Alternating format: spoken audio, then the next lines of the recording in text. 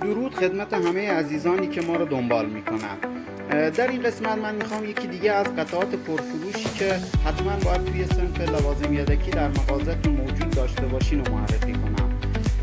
انواع درب‌هایی که در خودروها استفاده میشه، مثل درب رادیات، درب باک، درب روغندان و بقیه مخزنایی که درب داشته باشن. اینا قطعاتی هست که خیلی پرفروش هست.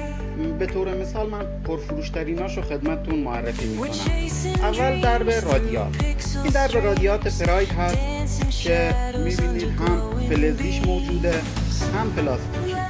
درب رادیات پژو هست و درب رادیات پیکان که در بعضی از خودروها مشترکه، مثل نیسان. درب رادیات پیکان و نیسان مشترکه. درب رادیات پراید و وانت مازدا مشترکه. بعدی درب باک هست که خدمتتون معرفی میکنم. درب باک پراید قدیم و پرایدهای جدید یا یورو 4. پژو هم به همین حالت، مدل پایین و قدیمی و یورو 4.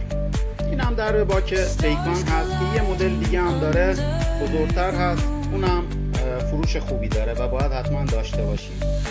بعدی درب روغندون هست برای پراید یورو 4 یا مدل بالا و پرایدهای قدیم.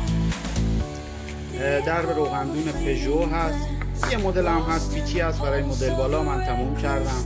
درب روغندون پیکان هست.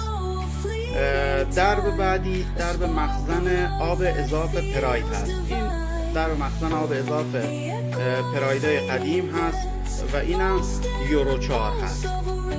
خدمت شما که عرض کنم، این درب روغن ترمز پراید هست، مخزن روغن ترمز. این درب مخزن روغن هیدرولیک پژو هست. این درب مخزن روغن ترمز پژو هست و این هم درب مخزن روغن ترمز پیکان هست.